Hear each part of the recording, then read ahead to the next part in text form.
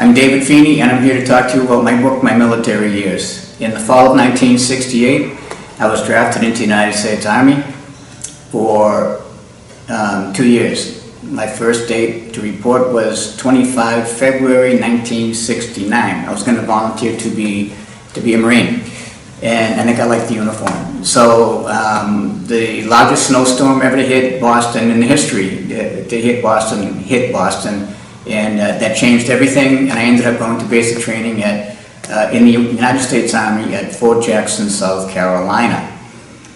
I did very well in basic training. I was in the #1 company in the battalion.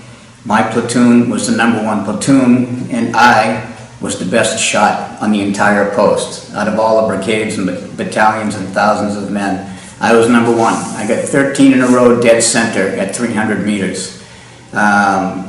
That got me some sort of a commendation and salute from a colonel, and off to advanced infantry training. Did very well again in advanced infantry training, and I was promoted and made squad leader.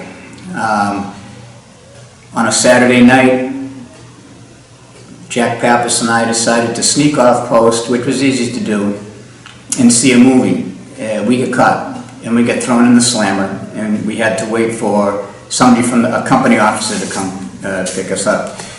While we're waiting, Jack was really nervous, and he was like, they're going to throw us in the stockade, and I said, no, I don't think they're going to do that. And then I explained to him, I said, you know, basic training graduation, I said, we get our orders and we go to the next place. I said, so what I did was when they went to the parade ground, as they got on the trucks, I hid in the barracks. They went to the parade ground, I went down to the post library, and I read the rules and regulations that the officers kept in the reference section there. It was the Uniform Code of Military Justice. It wasn't just for the officers, but as someone once said, I've never seen an enlisted man in this section reading these books. So I browsed through them to see what I would need, and I spent a lot of time.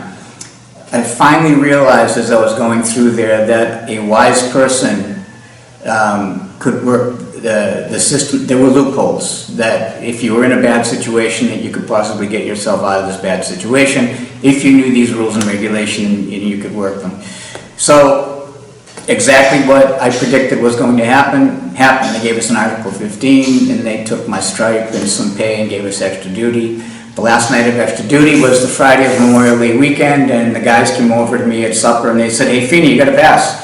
You can go home for the weekend, 3-day weekend, blah, blah. So I went, got the pass, and they warned me. They said, you have to be back here by 11:59 p.m. on Monday, not 12:01 on Tuesday. You have to be back before midnight. So I hopped on a plane on Monday and made it as far as Washington, D.C. Got stuck in D.C. and realized I'm not going to make it back. The second offense is 30 days in the stockade. So now, to me, I only had one option. All right, going down to South Carolina was not an option. Spending 30 days in the stockade and staying down there and finishing my training with this brute.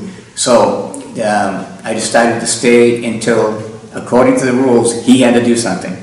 And he had to do it after 30 days. And he did not do that after 30 days. So I waited. He did it on the 88th day. And I finally went back. I figured I was going to turn myself in at Fort Dix.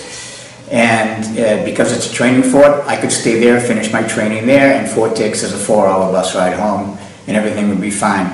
That didn't happen. What happened was I have a skill, and they decided to use this skill. And they used me, and I went from one job to the next job, to the next job, more and more power as I went on the way up. And my friends and people in the Army at the time couldn't believe it. My friends said, you're like Zorro. They said, you're like Zorro, man. They said, you go in the Army, you're like Don Diego, and then when you're outside, you're like Zorro. And so I was proud of that, actually, when they said that. I don't want to ruin everything for you, but I did many, many, many things. And I took a lot of risks, and in the end, I believe I saved a lot of lives by doing what I did. Once again, it's my military years, but David Feeney.